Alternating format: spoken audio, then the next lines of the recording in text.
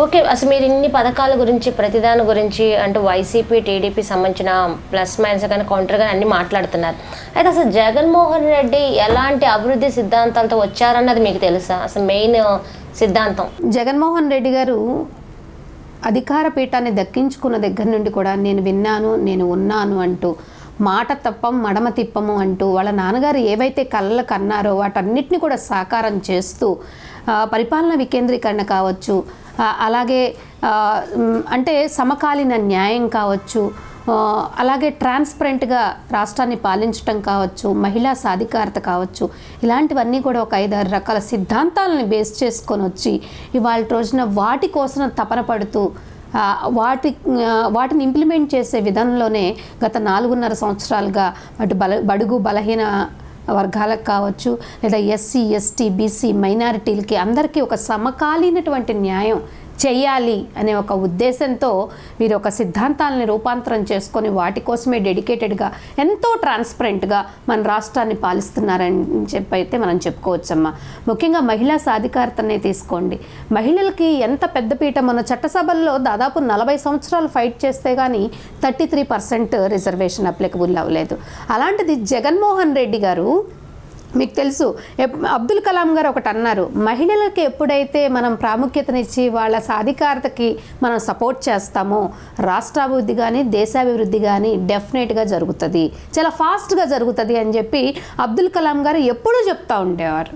అదేవిధంగా మన అంబేద్కర్ గారినే తీసుకుంటే సమాజంలో ఎప్పుడైతే ఒక ఫ్రీడమ్ వస్తుందో ప్రతి ఒక్క వ్యక్తికి ఆయనకి నచ్చిన విధంగా లైఫ్ లీడ్ చేయటం కావచ్చు, ఏదైనా కావచ్చు, ఒక స్వతంత్రం అనేది ప్రతి వ్యక్తికి వస్తుందో అప్పుడే ఏ చట్టాలైనా ఉపయోగపడతాయి, లేదంటే అవన్నీ కూడా నో యూజ్ అని కూడా చెప్పారు. అలాగే మహాత్మా గాంధీ గారిని తీసుకోండి, పల్లెలు బాగుపడితే రాష్ట్రమే కాదు దేశమే కాదు అంతా బాగుంటుంది, మనుషులు కూడా సస్యశ్యామలంగా ఉంటారు.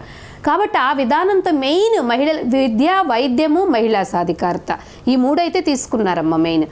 కాబట్టి ఏంటంటే ఆయన ఎప్పుడైతే పీఠం దక్కించుకున్నారో ఆ రోజు నుండి మహిళలకి more than 50%, నిజం చెప్పాలి more than 50% హిస్టారికల్ డేషన్ అనమాట.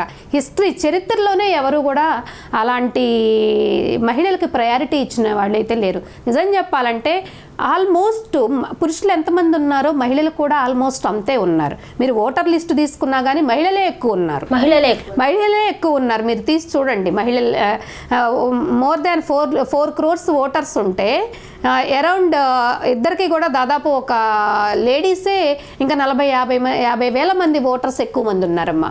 అలాంటప్పుడు ఒక లింగ వివక్ష మాత్రమే అదొక్కటిని పెట్టి ఆడ మగ భేదం లింగ వివక్షను పెట్టి మహిళని అణగదొక్కుతూ ఉన్నారు ప్రతి ఒక్కళ్ళు కూడా.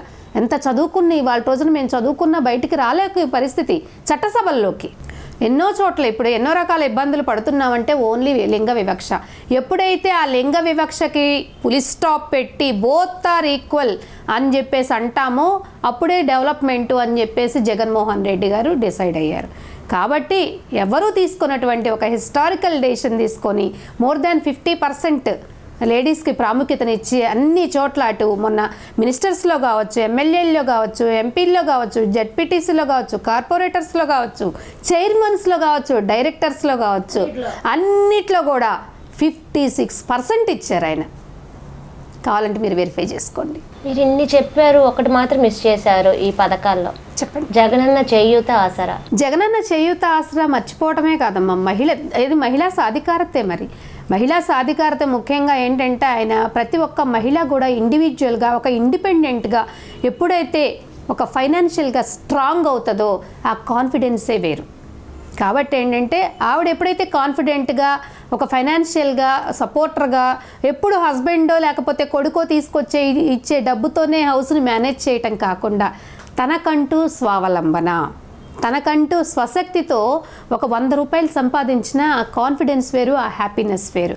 కాబట్టి ఏంటంటే ఆ చేయూత కావచ్చు, అలాగే మొన్న మనకి కాపు నేస్తం కావచ్చు మహిళలకి, అలాగే ఓబీసీ నేస్తం కావచ్చు, ఇలాంటివన్నీ కూడా ఇచ్చి మహిళల్ని ఎన్నో రకాలుగా ఎంకరేజ్ చేస్తూ ఉన్నారు. అలా చేయటం వల్ల మహిళలు ఏం చేశారో తెలుసా, వారికి ఇచ్చిన డబ్బులు వాళ్ళు ఉపయోగించుకుందలేదు.